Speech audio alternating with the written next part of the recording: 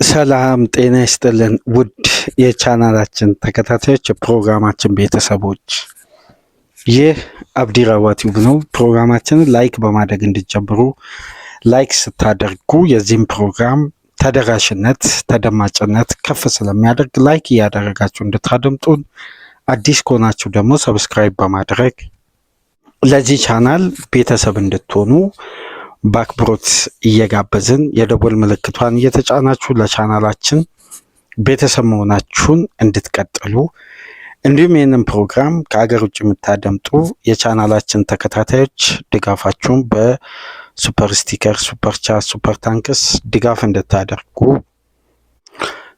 እንድታደርጉ በሱፐር ቻት፣ ሱፐር ስቲከር፣ ሱፐር ታንክስ የአክብሮት ግብዣችን ነው። ሁለተኛው ክፍል ፕሮግራማችን ትኩረት የሚያደርገው ዛሬ ከሚደረጉ ተጠባቂ ጨዋታዎች መካከል በስቴዲየም ኦፍ ላይት ሊቨርፑል ከሰንደርላንድ ጋር በታይም ሳይድ የሚደረግ ጠንካራ ጨዋታ ይኖራል። የትናንትና የማንቸስተር ዩናይትድ እና የቼልሲ ነጥብ መጣል ዛሬ እንግዲህ የአርነ ስሎት ሊቨርፑል ይሄን አድቫንቴጅ ያለ ክለቡ ወሳኝ ተጫዋች ዶሚኒክ ሶቦስላይ ይህን ድል ማሳካት ይችላል ወይ? ዛሬ ምሽት የምንመለከተው ነው የሚሆነው። ከዚህ ጋር በተያያዘ እንግዲህ የሚነሱ ጉዳዮች አሉ። ከጨዋታ በፊት የአሰልጣኙ ጋዜጣዊ መግለጫ የዘንድሮ ሲዝን በዚህ ደረጃ መልክ አልይዝ ያለበት ምክንያት እንግዲህ በርካታ ነጥቦች ይነሳሉ። በየወቅቱ በአንድ ወር ውስጥ ሁለት ኢሹ የሚፈጠርበት ቡድን ሆኗል ሊቨርፑል። አንዴ ዲፌንሲቭ ተስተካከለ ሲባል አታኪንግ ሰርድ ላይ የማስቆጠር የክሬቲቪቲ እጥረት፣ የፊት መስመር ተጫዋቾች በሁለት ጨዋታ 10 ግብ ተቆጠረ፣ ሊቨርፑል ወደ አስቆጣሪነቱ ተመለሰ ሲባል ደግሞ እንደገና የዲፌንሲቭ ክፍተት ወይም የጥቃቅን የጨዋታ እንቅስቃሴ ከዚህ በፊት ሊቨርፑል በባህሪው የማይታይበት ድክመቶች ይንጸባረቁና በወሳኝ ሰዓት አስፈላጊ 3 ነጥብ ያጣል። የኮንሲስታንሲ ፈጽሞ ባህሪ ሳይስተዋልበት የዘንድሮ ሲዝን እንግዲህ በአርነ ስሎት ውስጥ ሊቨርፑል እንደቀጠለ ነው። ታዲያ ለዚህ መነሻ ምንድን ነው? በተለይ የክለቡ የዘንድሮ ሲዝን አንድ ተመሳሳይነት ያለውን ባህሪ አልቀይር ያለ፣ አልለወጥ ያለ፣ አልስተካከለ ያለ ልክ ከ6ኛ ሳምንት የፕሪሚየር ሊግ ጨዋታ የጀመረ እስካለፈው ሳምንት 24ኛ ሳምንት ድረስ የቀጠለ የሊቨርፑል አንድ መልክ አልይዝ ያለ ከ90 ደቂቃ በኋላ የሚቆጠር ግብ በፕሪሚየር ሊጉ በዘንድሮ ሲዝን 6 ግብ ከ90 ደቂቃ በኋላ በማስተናገድ ብቸኛ ቡድን ብቸኛ። እነዚህ ግቦች ደግሞ ሊቨርፑልን በቀጥታ ወደ ሽንፈት የዳረጉ ናቸው። በቀጥታ ታዲያ እነዚህ ጉዳዮች እንዴት ነው ሊስተካከሉ የሚችሉት? ከዚህ በፊት የዋትፎርድ፣ የሳውዛምፕተን፣ የበርንሌ ይሄ ላለመውረድ የሚጫወት ክለቦች ባህሪ በዚህ የአምና ሻምፒዮን ላይ መስተዋሉ በጣም አሳሳቢነቱን ከፍ አድርጎ ጨዋታዎች ላይ ልዩነት የፈጠረባቸው አስደናቂ ብቃቶች እንኳን ቢስተዋሉ እነዛ የሚቆጠሩ ግቦች ክሬዲት እያሳጣው ነው። የዛሬ ጨዋታ ፈታኝ፣ ባለፉት ፊክስቸሮች የበለጠ ፈታኝና ጠንካራ ሶሊድ ጨዋታ ከሜዳቸው ውጭ ይጠብቃቸዋል። ስቴዲየም ኦፍ ላይት ላይ አርነ ስሎት ከጨዋታ በፊት ጋዜጣዊ መግለጫ ሰጥተዋል። ጋዜጣዊ መግለጫው በሁለት ክፍል የነበረ፣ አንደኛው ፕሬስ ኮንፈረንስ በአጠቃላይ ለሚዲያ የሚሰጡት፣ ሁለተኛው ደግሞ ለክለቡ ቲቪ እና ለውስን ጣቢያዎች ደግሞ የሚሰጡ ጋዜጣዊ መግለጫ አለ። ሁለቱም አንድ ጉዳይ ይዞ መጥቷል። ይሄ ጉዳይ እንግዲህ እሳቸው በሌላ ቃል በአሁን ባሉበት ሁኔታ ላይ ጤናማ የስራ ዘመን እያሳለፉ እንዳልሆነና ይሄ ወንበር በራሳቸው አንደበት ነው እንግዲህ የተገለጸው በደንብ ጥርሱ ሊነቀል እንደሆነ ነው፣ የመቀመጫቸው ዋናው ጥርስ ሊነቀል እንደሆነ መንገጫገጭ ላይ እንዳለ ምልክት ሰጥተው አልፈዋል አሰልጣኙ።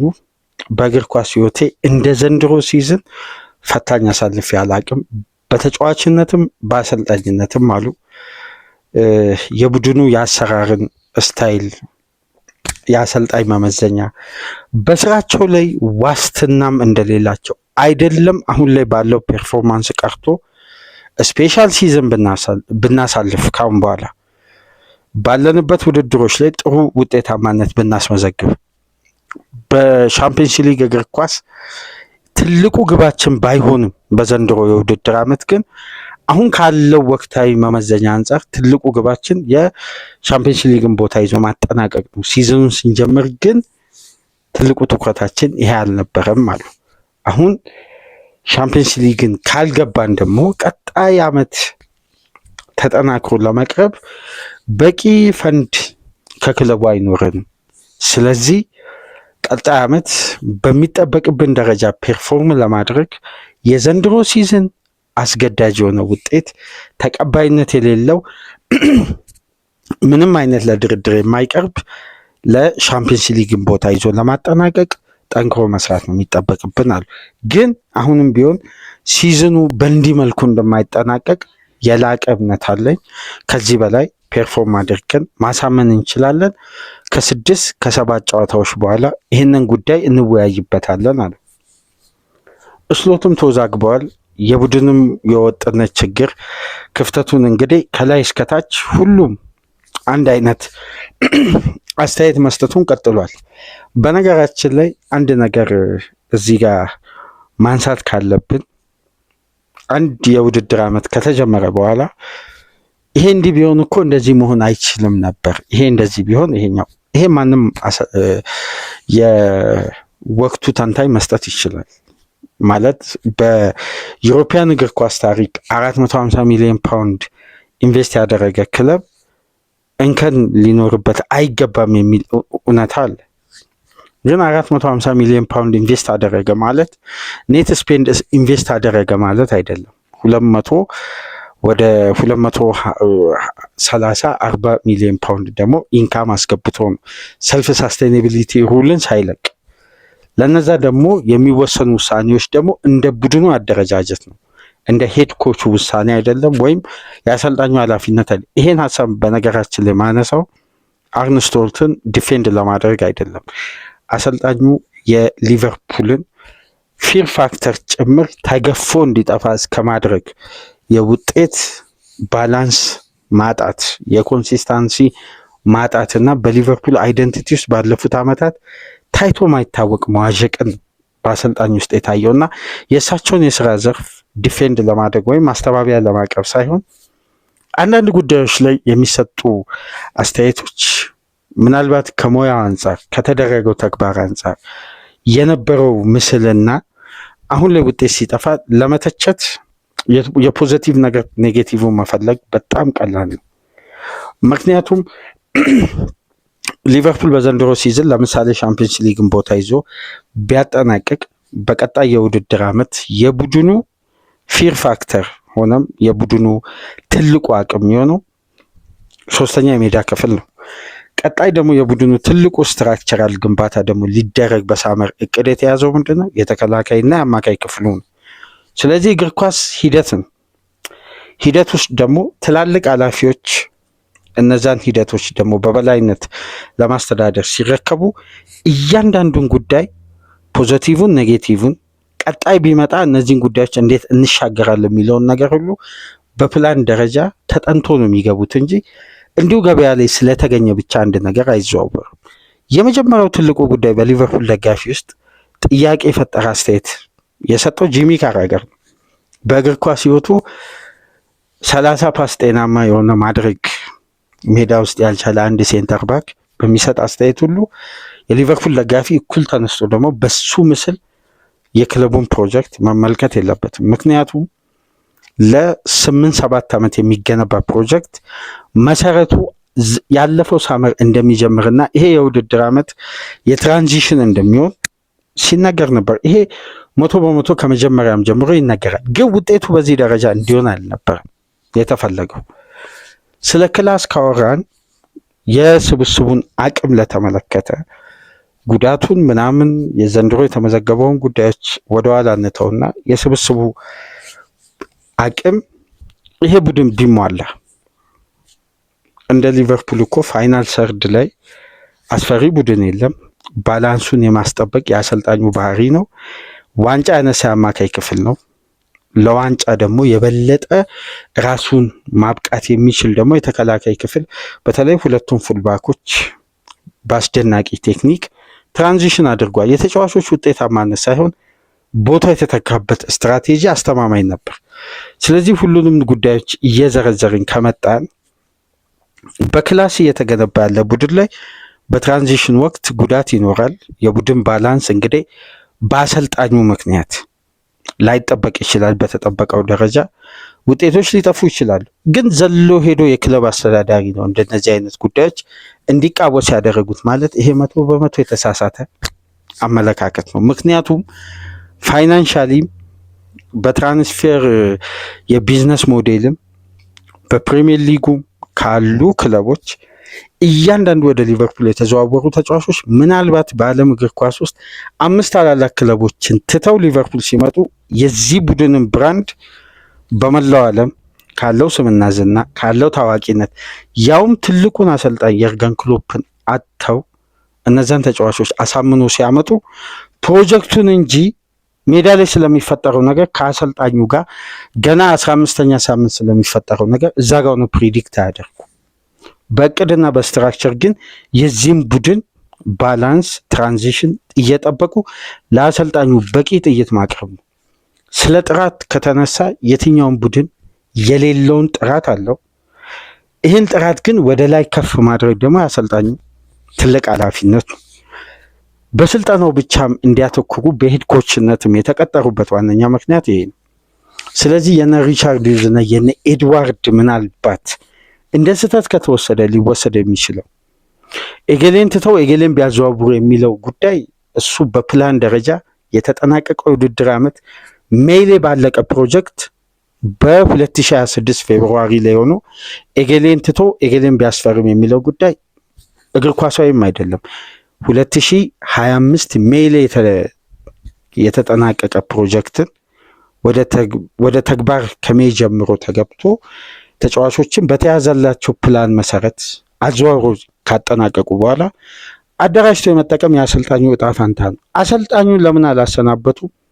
እሱ የተለያየ ምክንያቶች ይቀርባሉ። ነገር ግን በሊቨርፑል የአሰራር ደንብና ማንቸስተር ዩናይትድ ካለው ካልቸር፣ ቼልሲ ካለው ካልቸር፣ እስቲ ቼልሲና ማንቸስተር ዩናይትድ ባለፉት ዓመታት ከባድ የውጤት መዋዠቂት ይስተዋላል። ግን የአሰልጣኝ ለውጥ ያመጣው ምንም አይነት ለውጥ የለም። አሰልጣኝ አርነ ስሎትን አሁንም ትክክለኛ አሰልጣኝ ናቸው እያልኩኝ አይደለም። ግን የክለብ ካልቸር የሚከተልበት ሞዴል አለ። ያኛው ሞዴል ደግሞ እንደ ማንኛውም የቡድን ስትራክቸር አይ ኤጌሌ በቃ የተሰጠው ጊዜ በቂ ነው፣ ኤጌሌ ተባሮ ኤጌሌ ይምጣ የሚለው ጉዳይ ግን ሁሌም እንደ ሌሎች ክለቦች ሞዴል አይደለም። በመጀመሪያ ደረጃ ዋንጫን ያመጣን አሰልጣኝ በአንዴ ማሰናበት የክለቡ ካልቸርም ከዚህ በፊት በእንዲህ አይነት ስትራክቸር ስላልመጣ፣ በሁለተኛ ደረጃ ደግሞ ከአሰልጣኙ ጋር በነበረው ፕሮጀክትና በተለይ የርገን ክሎፕን ለመተካት በተደረገው ሰፊ የምልመላ ሂደት ላይ አሳማኝ የሆነ ጉዳይ 100% ይህን ስብስብ በትራንዚሽን 1 ዓመት እፎይታ መውሰድ፣ በቀጣዩ ዓመት ደግሞ በጥልቀት የማደስ ከዛም በኋላ ፕሮጀክቱን ሰከንድ ሳመር ላይ በበለጠ ማስፋትና ከሰከንድ ሳመር አንስቶ በዛ የውድድር ዓመት ውጤትን መጠበቅ የክለቡ ስትራክቸር ነው። በዚህ ሂደት ነው እንግዲህ እየተጓዙ የሚገኙት። ግን ውጤት አልቃና ካለ እስከሚቃና ድረስ ሊቨርፑል ከሊጉም ወርዶ ስሎትን እንታገሳለን የሚልም ህግም የለም። ግን የክለቡን ካልቸር መከተል ደግሞ ቅድሚያ ይሰጣሉ። ውጤት አልስተካከል ብሎ ሊቨርፑል ከፍተኛ የውጤት ቀውስ ውስጥ ቢገባ አሰልጣኙ ይቆያል አይቆይም አይደለም። በመጀመሪያ ደረጃ ትልቅ ውሳኔ በአመቱ መጨረሻ ቀሪ ጨዋታዎች ታይተው ለሻምፒየንስ ሊግ እግር ኳስ አሰልጣኙ ቢያሳልፉም ባያሳልፉም የዘንድሮ ሲዝን ተገምግሞ ነው በጁን 30 ውሳኔ የሚተላለፈው። እስከዛ ድረስ ግን በስራቸው ለሚቀጥሉ ነው የሚመስለው አሁን ላይ ባለው ሁኔታ። ነገር ግን ኤጌሌና ኤጌሌ ምንድነው ስራቸው የሚለው ጉዳይ እንኳን የነሱ ስራ ትልቁን ስራ ሰርተዋል። ከአሰልጣኙ የሚፈልጉትን ነገር ግን በሲዝኑ አጋማሽ አሰልጣኝ አሰናብተው በዚህ የተያዘው ፕሮጀክት የተገነባበትን ቡድን ሌላ አዲስ አሰልጣኝ ቢመጣ እነዚህ ክላስ ተጫዋቾች ለምሳሌ ቀጣይ ለሚመጣው አሰልጣኝ ተስማሚና ፊት ካልሆኑ ከዚህ ፕሮጀክት ጋር የሚያያዝ አሰልጣኝ ለመፈለግ በራሱ ጊዜ ይፈልጋል። ስለዚህ ስትራክቸራል ግንባታውን ጠለቅ ብለን ብንመለከት አንዳንዴ የሊቨርፑል ደጋፊነት ምናልባት የአጭር ዓመት ውስጥ ካልሆነ በቀር ታጋሽነት ሁሌም፣ ምክንያቱም ሮይ ሆድሰን በሊቨርፑል ቤት ቆይተዋል። ሊቨርፑል ከብሬንዳን ሮጀርስ ጋር ቆይቷል። ከዛ በፊትም በርካታ አሳሳቢ ውጤቶች ሲፈጠሩ እንኳን ቆይተዋል እና ታጋሽነት አንዱ የክለቡ ባህሪ፣ ሲታገሱ ደግሞ በምክንያት እንጂ እንዲሁ የክለቡ ስትራክቸርም ሁሉም ነገር ምስቅልቅል ብሎ እንደ ቼልሲና እንደ ማንቸስተር በፍጥነት ገበያ ላይ በመውጣት አሰልጣኙን በማሰናበት አይደለም። በእርጋታ እያንዳንዱን ጉዳይ መመልከት ያስፈልጋል እና አራውንድ ዘ ቴብልን ከአንድ ሳምንት በፊት የተለቀቀውን በሊቨርፑል ዩቲዩብ ቻናል ላይ ኦፊሻል ቻናል ላይ ገብታችሁ አራውንድ ዘ ቴብልን ከሞርጋን እነ ሞርጋን ሪቻርድስ እና አርነ ስሎት የክለቡ ዋና ዳይሬክተር ኦፍ ፉትቦል አሰልጣኙና ስፖርቲንግ ዳይሬክተር ተጋብዘው ሙሉ ስለ ሊቨርፑል ፕሮጀክት እዛ ጋ አንስተዋል። ያንን ፕሮግራም የሊቨርፑል ደጋፊዎች እንድታደምጡ እየጋበዝን ግን አንዳንድ አስተያየቶች ከክለቡ ስትራክቸራል መመዘኛ ብንመለከት የተሻለ ነው። የተደጋገመ አስተያየት ስላየው ነው እንጂ የአርነ ስሎት በቦታቸው ላይ መቆየት አለመቆየት ይሄን ከዚህ በፊትም ስናነሳ ነበር። በተቃራኒው ስንወቀስበት የነበረውን ጉዳይ የምናስታውሰው ነው። ነገር ግን አሰልጣኙ አሁን በክለቡ ኃላፊዎች ማስጠንቀቂያም እንዳንል ከዚህ በፊት ማስጠንቀቂያዎች ነበሩ። ነገር ግን ይሄ የእምነት የማጣትን ነገር ከአሰልጣኙ አስተያየት እየተመለከትን ነው። በአሰልጣኙ ላይ ያላቸው እምነት ተሟጦ ማለቁ። ምክንያቱም የኛ በዘንድሮ ሲዝን የነበረን ትልቁ ግብ ሻምፒየንስ ሊግ እግር ኳስ መሳተፍ አይደለም፣ ከዛ በላይ ነው አሉ። አሁን ግን ትልቁ ግባችን ወደ ሻምፒየንስ ሊግ እግር ኳስ መሳተፍ ነው። ምክንያቱም ክለቡ ቀጣይ ዓመት ራሱን ለማደራጀት፣ እኛ ራሳችንን ለማደራጀት አይደለም ያሉት፣ ክለቡ ራሱን ለማደራጀት ከባንክ አካውንት ፋይናንሻሊ በበቂ ሁኔታ ገበያው ላይ ለመጫረት የግድ የሻምፒየንስ ሊግ እግር ኳስን ማሳካት አለብን በማለት ነው የዘጉት። አሁን የሻምፒየንስ ሊግ እግር ኳስ ለአርነ ስሎት በአንገብጋቢ ደረጃ የሚፈለግ ነው። በስራቸው ላይ ዘላቂ የሆነ መብትም ለማምጣትም ሆነ ለመሰናበትም ለየትኛውም ውሳኔ ግን የሻምፒየንስ ሊግ እግር ኳስ እንደ መመዘኛ አሁን ላይ ተቀምጧል። አስገዳጅ የሆነ ሙያዊ ኃላፊነት ተቀብለዋል እና ከጋዜጣዊ መግለጫው ከተረዳናቸው ጉዳዮች መካከል ከበስተጀርባ ውጥረት አለ። የውጥረቱ ደግሞ ዋና መነሻ ሊቨርፑል በክለቡ ባህል ውስጥ የሌሉ ባህሪያትን፣ የትላልቅ ጨዋታዎችን ባህሪ አዳፕት እያደረገ መምጣቱ በጥልቀት በፔርፎርማንስ አናላይዝ በሚያደርጉ ባለሙያዎች በጣም እየተጠና እንደሆነ በጣም በከፍተኛ ሁኔታ ይሄ ጉዳይ ታስታውሱ እንደሆነ ኖቬምበር ላይ ጭቅጭቅ አስነስቶ ነበር በስሎት እና በፔርፎርማንስ አናላይዝ በሚያደርጉ ባለሙያዎች እና አሰልጣኙ ላይ ከፍተኛ ጫና አድርገው ወደ ዲያመንድ ፎርሜሽን ሊቨርፑል እንዲቀየር፣ እንደውም ምናልባት ካስታውሳችሁ ቀደም ብለን ሊቨርፑል ወደ ዲያመንድ ቲዮሪ መቀየሩ የማይቀር ነው ይሄን ወቅት ለመሸጋገር ብለን ስናነሳ ነበር እና ያኔ ነው 13 ጨዋታ ሳይሸነፍ 6 ድል 7 አቻ ካልተሳሳትኩ የቆየው እና ከሰሞኑን ደግሞ ቀስ በቀስ ከዲያመንዱ ፎርሜሽን ወደ 4-2-3-1 ወደ ቀድሞ የቡድን ስትራክቸር መጥቶ የመከላከሉ መረጋጋት ግን ቀጠለ። ከዛም በኋላ በማንቸስተር ሲቲው ጨዋታ ደግሞ ሊቨርፑል በክለቡ ባህል አይደንቲቲ ከዚህ በፊት ከነበሩ እንቅስቃሴዎች ፍጹም ባልተስተዋለ መልኩ አንፊልድ ላይ እስከ 74 ደቂቃ ድረስ በተሻለ ተንቀሳቅሶ መጀመሪያ 45 በጥሩ መከላከል፣ ሁለተኛ 45 ኮምፕሊትሊ ዶሚኔት አድርጎ መርቶ ከ80 ደቂቃ በኋላ 2 ግብ አስተናግዶ ሲሸነፍ በተለይ የትልቅ ጨዋታ አእምሯዊ ጥንካሬ ይሄ ነው። አሁን ካለፈው የእሁዱ ጨዋታ አንስቶ አሰልጣኙ ላይ የበለጠ ትኩረትም ይሄ ታክሰው በስተመጨረሻ ሁሉንም ጉዳይ በጠረጴዛ ዙሪያ የመወያየት ጫፍ ሲደርስ ይሄ ማለት ፋይናል ዲሲዥን በአመቱ መጨረሻም ከዛ በፊትም ውሳኔዎች ሊተላለፉ ይችላሉ። ግን ትዕግስት በአንፊልድና በክለቡ ኃላፊዎች ዙሪያ ተሟጦ መጠናቀቁን ጋዜጣዊ መግለጫቸውን ተመልከቱ። ድጋሚ ያያችሁም ድጋሚ ተመልከቱ። በጣም የሚጠቀሟቸው ቃላቶች፣ የሚሰጧቸው አስተያየቶች በስጋት ውስጥ ሆኖ ነው እያንዳንዱን አስተያየት ሲሰጡ የነበሩትና አሁን ክለቡ ላይ ከዚህ በፊት ታስታውሱ እንደሆነ ቅሬታ የማቅረብና ራሳቸውን ስራቸውን የመከላከል ከፋን ቤዙ ጋር የሆነ አለመግባባት የተወሰነ ድንበር ዘለል የሆኑ አስተያየቶችን ሲሰጡ ነበር ባልተለመደ መልኩ። ይሄ ጉዳይ በአንዴ ሲታጠፍ አንድ ነገር እንዳለ ይታወቃል። ውጤታማ ስለሆኑ አይደለም፣ በተደጋጋሚ በተደረገ አንዳንድ ድሎች ሲመጡ የዛ ድልን 100% ክሬዲት ከአምና ድል ጋር እያያያዙ ለራሳቸው ከፍተኛ ክሬዲት ለመውሰድ መጣራቸው እንግዲህ የሊቨርፑል የፕሬስ ኮንፈረንስ ፕሮቶኮል ኃላፊ ኢያን ጄል ትባላለች እና አርነ ስሎት ለ48 ደቂቃ ከኢያን ጄል ጋር ቆይታ እንዳደረጉ ያለፈው ሳምንት ስንሰማ ነበር።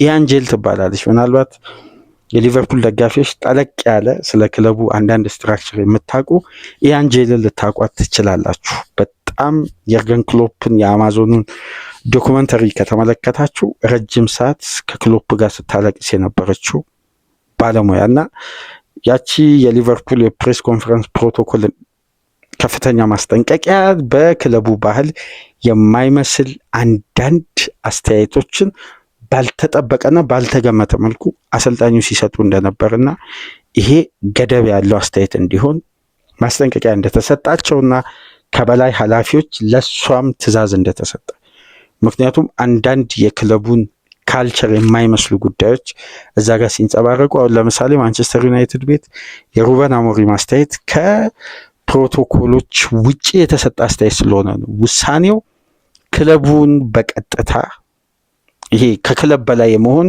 ፍላጎት አንጸባርቃቸዋል። ኤንዞ ማሬስካ ፕሬስ ኮንፈረንስ አልሰጡም ሲሉ እነዚህ ጉዳዮች በክለብ ፕሮቶኮል የሚያዙ ናቸው።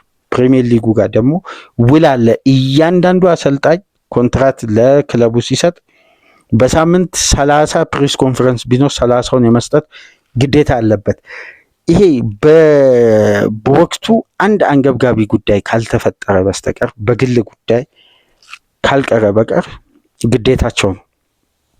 እነዛ ጉዳዮች እንግዲህ በኢያን ጄል አማካኝነት ለአርነ ስሎት ይህን ጉዳይ መልሰው እንዲመለከቱ አሁን ከበስተጀርባ ከፍተኛ ውጥረት አለ። ግን የውጥረቱ መጠን የሚታወቀው ስሎት ጋዜጣዊ መግለጫ ሲሰጡ ብቻ፣ መረጃዎች በቀጥታ አይወጡም። የዛሬው ጨዋታ ግን በሰንደርላንድ ስቴዲየም የሚደረገው ለአርነ ስሎት በከፍተኛ ሁኔታ ሲዝናቸው ላይ ትልቅ ውሳኔ የሚወስድ። ዛሬ ምሽት ካሸነፉ ትናንት ምሽት ማንቸስተርና ቼልሲ ጨዋታቸውን የነበራቸውን ጨዋታ ነጥብ መጣላቸውን ተከትሎ አድቫንቴጅ ማግኘት ይችላሉ። ወደ እነሱ ነጥብ ማጥበብ ይችላሉ። የበለጠ የቶፕ ፎሩን ጉዞ በቀሪ 13 ጨዋታዎች የዛሬ ምሽትን ጨዋታ ጨምሮ ኮምፒት ማድረግ ይችላሉ። ነጥብ ከጣሉ ከተሸነፉ ግን ለአሰልጣኙም ለክለቡም ከባድ አደጋ ነው የሚፈጠረውና ይሄን ጉዳይ ላይ ትኩረት ተደርጎ ነው በርካታ ዘገባዎች የወጡት። እስቲ ፕሬስ ኮንፈረንሱን ተመልከቱና የበለጠ የምንወያይ ይሆናል። በሌላ በኩል እንግዲህ የዘንድሮ ሲዝን አስተማማኝነት የታጣበት ዋነኛ ምክንያት ከዚህ በፊት እንግዲህ ከበርካታ አድማጮች ጋር የማንስማማበት አንድ ሀሳብ አለ። በዘንድሮ ፕሪሲዝን የአሌክሲስ ማካሊስተር 45 ቀናትን ከፕሪሲዝን ውጭ መሆን ፊትነሱ ላይ ቀጥተኛ ችግር ይፈጥራል። ይሄ ተጫዋች ዘንድሮ ፊት ሆኖ ላይጀምር ይችላል። የመጀመሪያ 15 ጨዋታ በሙሉ የአምናው አይነት ፊትነስ ደረጃ አይጫወትም ስንል የሊቨርፑል ችግር ማካሊስተር አይደለም፣ ማርክ ጌሂን አለማስፈረም ነው። ተደጋጋሚ አስተያየት ነው። ግን አሁን ላይ ባለው ፐርፎርማንስ አናሊሲስ የተሰራው ጉዳይ ግን ምን ያክል አሌክሲስ ማካሊስተር ከተጠናቀቀው የውድድር ዓመት ዘንድሮ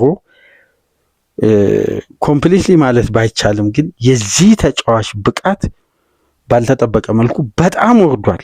በጣም ከሚባለው በላይ ምናልባት አንድ ይህን ሪፖርት ይዞ የወጣ ዘጋቢ እንደሚለው ከሆነ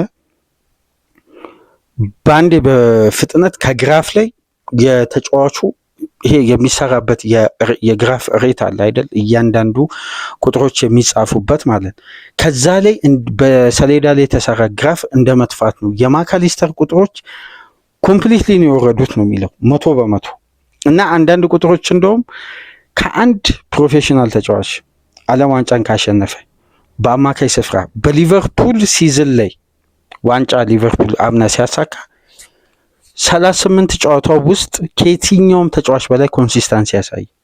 ከየትኛውም ተጫዋች የሊቨርፑል የአማካይ ክፍል ልብ የሆነ ከመጀመሪያ ሳምንት እስከ 38ኛ ሳምንት ተጫዋቹ የመጨረሻ 2 ጨዋታዎች ለሪከቨሪ ተብሎ እረፍት የተጀመረው ከዛን ጊዜ አንስቶ ነው።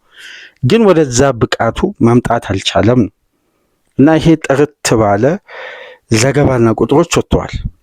ለምሳሌ በተጠናቀቀው የውድድር ዓመት የተጫዋቹ ዲፌንሲቭ አክሽን ምን ይመስል ነበር? በደንብ የምታስታውሱ ከሆነ ራያን ግራቨንበርግ ሁለተኛ ዙር እየተዳከመ እየዛለ ሲመጣ ከቦታው ጠንካራ ኃላፊነት አንጻር ወደፊት አንድ ስቴፕ አስቀድመውት ማካሊስተርን ወደኋላ አዘን ብሎ እንዲጫወት ሲያደርጉ በአማካይ በየጨዋታው በተጠናቀቀው የውድድር ዓመት 6.11 ፖዚሽን የሚያሸንፍ ብቸኛ አማካይ ነበር በየጨዋታው። ይሄን ኦፕታ እንደሚለው ከሆነ ለ26 ተከታታይ ሳምንት በሁሉም ውድድሮች ያደረገ በአምስቱ ትላልቅ ሊግ ብቸኛ አማካይ። ይሄን እዚህ ጋር ይሄን ቁጥር ተመልከቱ።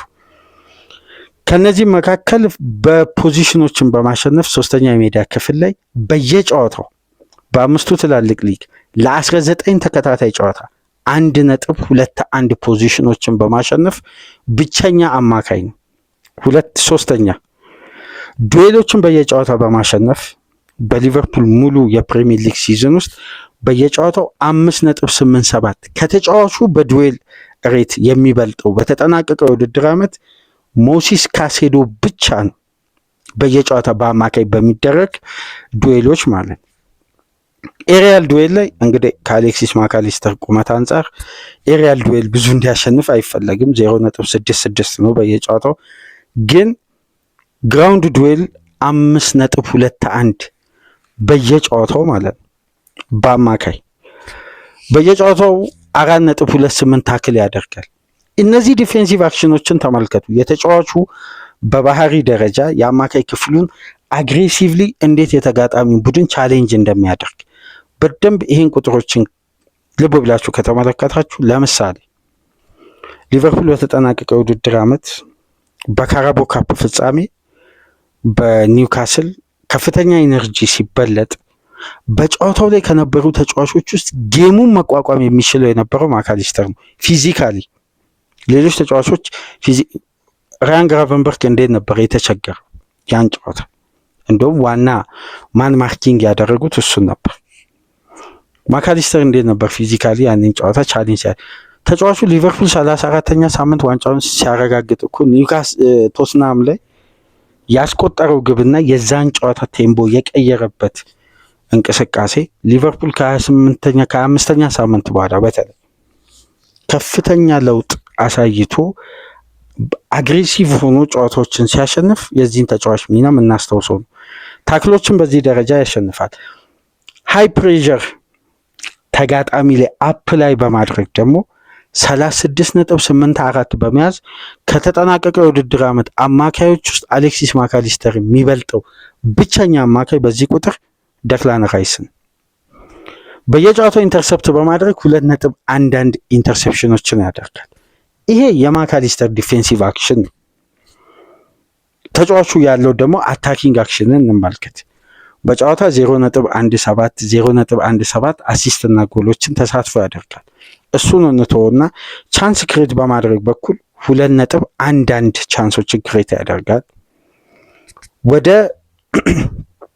ፋይናል ሰርድ የሚደረጉ ፓሶችን በጨዋታ በአንድ ጨዋታ 5.68 በየጨዋታው ስኬታማ የሆነ ወደ ፋይናል ሰርድ የሚሄዱ የትራንዚሽን ኳሶችን ፓስ በስኬት ያጠናቅቃል። በነዚህም ደግሞ ተጫዋቹ ፋይናል ሰርድ ላይ የሚያደርጋቸው ፓሶቹ ላይ 7.88 ፓሶቹ የተሳኩ ናቸው። ላይን ብሬኪንግ ፓስ በማድረግ ደግሞ በሊጉ አንደኛውን ያጠናቀቅበት አምና በተደጋጋሚ የምናነሳው በመስመሮች መሀል የሚደረግ ሰንጣቂ ኳሶችን በማድረግ በላይን ብሬኪንግ ፓስ አሌክሲስ ማካሊስተር 8.66 በየጨዋታው የሚያደርግ በሊጉ አይደለም በአምስቱ ትላልቅ ሊግ ሁለተኛ በሊጉ አንደኛ ነው።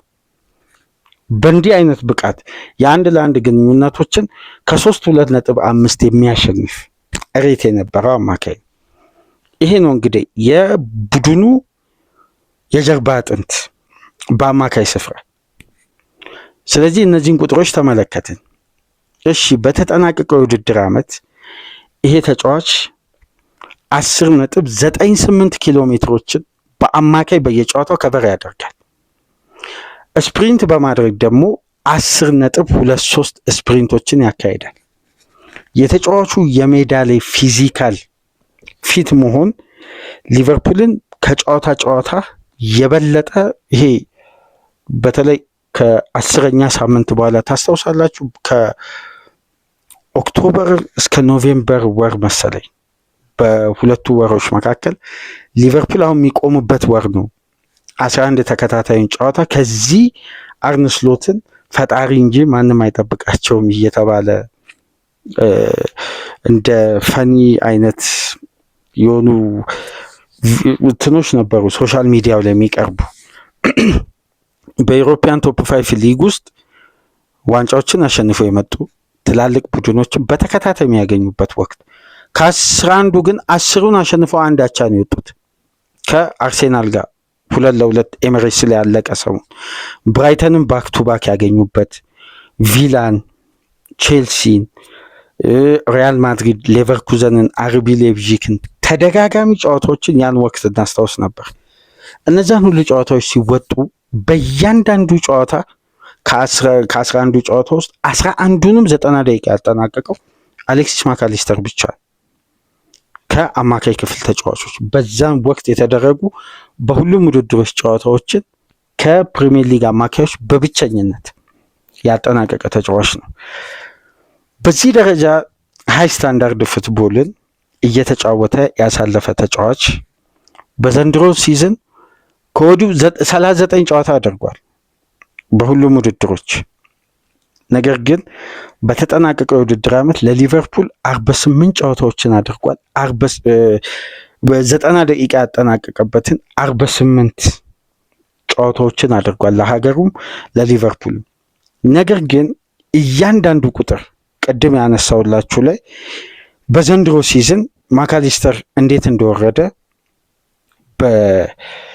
በቁጥሮች በፐርሰንት የተቀመጠውን አሁን ፖሴሽኖችን በማሸነፍ አሌክሲስ ማካሊስተር በየጨዋታው ከሚያስመዘግበው ፖሴሽን 48% ዘንድሮ ወርዷል። ፖሴሽኖችን በማሸነፍ ፋይናል ሰርድ ላይ የሚያሸንፈውን ፖሴሽን ቁጥር የለም ዘንድሮ 0 ነው የሚለው ማለት ቁጥሩ አነስተኛ ስለሆነ በአማካይ ለማውጣት ሁላ አይመችም። የጋራ ኳሶችን በማሸነፍ በተጠናቀቀው የውድድር ዓመት ከነበረው ብቃት ዘንድሮ ማካሊስተር 58% ወርዷል በየጨዋታው የሚያስመዘግበው። ግራውንድ ዱዌልን አምና ከሚያሸንፈው የበለጠ ዘንድሮ ደግሞ 61.6% ወርዷል። አሁን ትልቁ የሊቨርፑል የአማካይ ክፍል ባላንስ አለመሆን ዋነኛ ምክንያት የማካሊስተር ግራውንድ ዱዌል የማሸነፍ ጥንካሬ መውረድ ራያን ግራቨንበርክ ላይ የበለጠ ኦቨርሎዱን ከፍ አድርጓል። ይሄ ነው እንግዲህ እያንዳንዱ ቁጥሮችን ብትመለከቱ በአምናው ኮንሲስታንሲ የቀጠለበት የትኛውም ቁጥር የለም። በተጠናቀቀው የውድድር ዓመት ቅድም እንደነገርኳችሁ 10.98 ኪሎ ሜትር ከቨር የሚያደርግ 10.95 ስፕሪንቶችን የሚያደርገው ተጫዋች በሁለቱም ቁጥሮች ላይ 51 እና 54% የብቃት መውረድ አሳይቷል። የሊቨርፑል የአማካይ ክፍል ባላንስ አለመጠበቅ ከሰሞኑን ደግሞ ዲፌንሳ ሴንትራል አንዳንድ ጉዳይ ይዘው እየወጣ ነው። እንደምታውቁት የሪያል ማድሪድ ውስጥ አዋቂ የሚባለው ከፍተኛ ተቀባይነትን በቅርብ ዓመት እያገኘ የመጣው የዋናው ከተማ ተነባቢ ዕለታዊ ጋዜጣ እንደሚለው ከሆነ ዲፌንሳ ሴንትራል ሪያል ማድሪድ ፋይናንሻሊ በአማካይ ክፍል ለነ ኤንዞ ፈርናንዴዝ ለነ ቪቲኒያ ከ100 ሚሊዮን ዩሮ በላይ ማውጣት ስለሚጠበቅበት ትኩረቱን በአጠቃላይ በብቃትም የማድሪድን ማይንድ ሴት በተላበሰ መልኩ ፐርፎርም ያደርጋል ብለው ካሰቧቸው ተጫዋቾች መካከል አንዱና በ80 ሚሊዮን ፓውንድ ሬት የተደረገውን አሌክሲስ ማካሊስተርን ነው የሚለው። አሁን ከተጫዋቹ ጋር የኮንትራት ድርድሩ ቀጥሏል። ነገር ግን ወደ ቢጠበቅበት ስቴጅ እንደ ዶሚኒክ ሶቦስላይ ከፍ ብሎ በላቀ ደረጃ አልሄድም። የዚህ ተጫዋች ብቃት መውረድ በዘንድሮ ሲዝን ከሚነሱ ትላልቅ ምክንያቶች መካከል አንዱ የማካሊስተር በበቂ ፊትነስ አለመጀመር፣ በሚታወቅበት ፕራይም ብቃቱ ላይ ፐርፎርም አለማድረጉ ሊቨርፑልን ለበለጠ ተጋላጭ ስሎትን ባላንስ እንዲያጡ ዋነኛ ምክንያቱ ነው። ከነዚህ ሁሉ ችግሮች በኋላ እንግዲህ እስቲ በቀሪ ጨዋታዎች ሊቨርፑል ድል አድርጎ ወደ ሻምፒዮንስ ሊግ እግር ኳስ ይመለሳል ወይስ በቀጣይ ዓመትም ተሳታፊ ይሆናል ወይስ ምን አይነት የውድድር ዓመት ያሳልፋል? በቀጣይ ጨዋታዎች ከዛሬ ምሽት ጀምሮ ምንመለከት ነው የሚሆነው። ነገር ግን አሰልጣኙ መሰናበታቸውን በሶሻል ሚዲያ በተለይ በዩቲዩብ ላይ የሚለቀቁ ቪዲዮዎችን አንዳንዴ ኦፊሻል ናቸው አይደለም የሚለውን በቀጥታ ቻናሎች ላይ ገብታችሁ ተመልከቱ። ከላይ በሚጻፉ ስክሪን ላይ ጽሁፎች ብቻ የሌሎችን ቻናሎች በማመሳሰል እንግዲህ የሐሰት መረጃ ዝም ብሎ ስለሚለቀቅ እነሱ ሁሉ መረጃዎች ትክክል ናቸው ማለት አይደለም። አሰልጣኙ ግን የዛሬ ምሽቱን ጨዋታ ባያሸንፉ ምን የሚጠብቋቸው ይመስላችኋል? እስቲ በኮሜንት መስጫ ላይ አስቀምጡ። ግን በአንፊልድ ዙሪያ ቅድም ያቀረብነው ጉዳይ 100% አሰልጣኙን ዲፌንድ የማድረግ ወይም አሰልጣኙ ትክክል ናቸው እያለን አይደለም። የክለቡን አሰራር ደንብን ማለት ተደጋጋሚ አስተያየት ስለተሰጠኝ ነው። በተለይ ለእኔ በቀጥታ ስለ ሊቨርፑል ኃላፊዎች ወቀሳ 100% 1,000,000% የማልስማማው ጉዳይ ቢኖር በኃላፊዎቹ ላይ የሚሰነዘረው ትችት ነው። የሊቨርፑል የዘንድሮ ችግር የኃላፊዎቹ ችግር አይደለም። ምክንያቱም የኃላፊዎቹ ችግር ቢሆን ኖሮ የተጠናቀቀው የውድድር ዓመት በስሌትና በተረጋጋ ሁኔታ ክለቡን በዋንጫ አሸናፊነት ትራንዚሽን ሲጀመር ለምንድን ነው ባለ ኃላፊዎቹ ያልተወቀሱ? ተመሳሳይ ኬስ ተፈጥሮ ነበር። እንደውም አስታውሰው ምንም አይነት ተጫዋች ሳያስፈርሙ ሲዝኑን ጀምረው ሊቨርፑል ቶፕ ፎርም ካጠናቀቀ ጥሩ ነው የሚል አስተያየት ተሰጥቶ ነበር። ግን የተጠናቀቀበትን ሲዝን አይተናል። ስለዚህ አሁንም ስሎትን ቢያሰናብቱም በስሎት ቦታ የሚመጣው አሰልጣኝ ጤናማነቱን እርግጠኛ ሆኖ ፖዚሽኑን ለማስረከብ እንኳን ውስጣዊ ስራዎች አሉ። በርካታ እኮ ሂደቶች አሉ። ለምሳሌ ትናንት ምሽት በጋራ ስምምነት ከኦሎምፒክ ማርሴይ ሮቤርቶ ዲዘርቢ ተሰናብተዋል። በጋራ ስምምነት ለቀዋል። ዲዘርቢ በሊቨርፑል ኃላፊዎች በጥብቅ የሚፈለጉና የሚወደዱ ባለሙያ ናቸው። ግን በአንዳንድ መመዘኛዎች እንግዲህ ዲዘርቢን ያልመረጡበት የራሳቸው መመዘኛ ነበር። ያንን በተደጋጋሚ ባለፉት ጊዜያት የአሰልጣኝ ሹመት ስሎትን በቋፍ ላይ ያሉ ስናነሳ ነበር። ጁኒየር ኒግልስማን ለምሳሌ የአሰልጣኙ ኤጀንት በጣም የቀረበ የማይክል ኤድዋርድ ወዳጅ ስለሆነ ነው በተደጋጋሚ አሎንሶ ሊቨርፑል ካልቀጠረ ጁሊየን ኒግልስማንን የማምጣት እድል አለው ከዓለም ዋንጫ በኋላ የሚባለው የጀርመናዊ አሰልጣኝ ተወካዮች ከማይክል ኤድዋርድ ጋር የጠበቀ ግንኙነት ስላላቸው እነዚህ አይነት ሂደቶች አሉ። ግን ይህን አሰልጣኝ የሚታገሱበት መጠን የክለቡን ካልቸር እንደ ሌላው ክለብ እኮ ሞዴል አይደለም። ሊቨርፑል የሚከተለው 9 ዓመት በኤርገን ክሎፕ ውስጥ ሊቨርፑል ሲያሳልፍ 3ቱን ዓመት እኮ በትራንዚሽን ነበር። ዋንጫም የለም። ግን ቡድኑ የሚገነባበት አይደንቲቲ ወደ ከባድ ስኬት እየመጣ እንደሆነ ያሳያል በግልጽ። ያንን አይደንቲቲ ደግሞ እኛ አሰልጣኝ እንዲያመጡ የክለቡ ኃላፊዎች በትዕግስት እየጠበቋቸው ነው። ካላመጡም እኮ አስገዳጅ ነው ስንብቱ። ከሊቨርፑል ጋር አብረው አልተፈጠሩም እኮ። አሰልጣኙ ሙያዊ ግዴታቸውን ካልተወጡ ኮንትራታቸው ፈርሶ 15 ሚሊዮን ፓውንድ ተቀብለው ከክለቡ ይወጣሉ። በነገራችን ላይ ኮንትራት ማፍረሻቸው ካሳ 15 ሚሊዮን ፓውንድ ነው። 10 ሚሊዮን ፓውንድ የኮንትራት 5 ሚሊዮን ፓውንድ ደግሞ የፕሪሚየር ሊግ ዋንጫ ባለድል ስለሆኑ ክለቡ ከእሳቸው ጋር መቀጠል ካልፈለገ ኮንትራት የሚያፈርስ ከሆነ 5 ሚሊዮን ፓውንድ ፕራይዝ ከፍሏቸውን የሚያሰናብተው። ይሄም ኮንትራቱ ላይ አለ።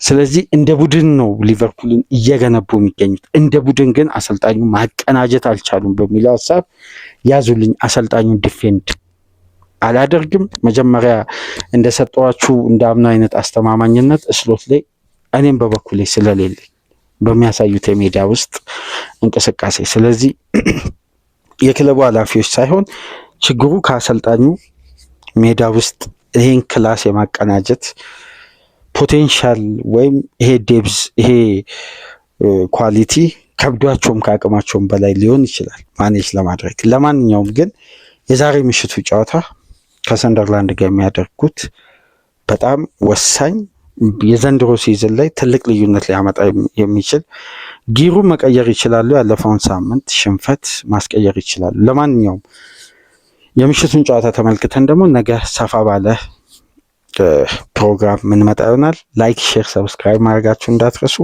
ከሀገር ውጭ የምታደምጡ በሱፐር ስቲከር፣ በሱፐር ቻት፣ በሱፐር ታንክስ ድጋፍ አድርጉ።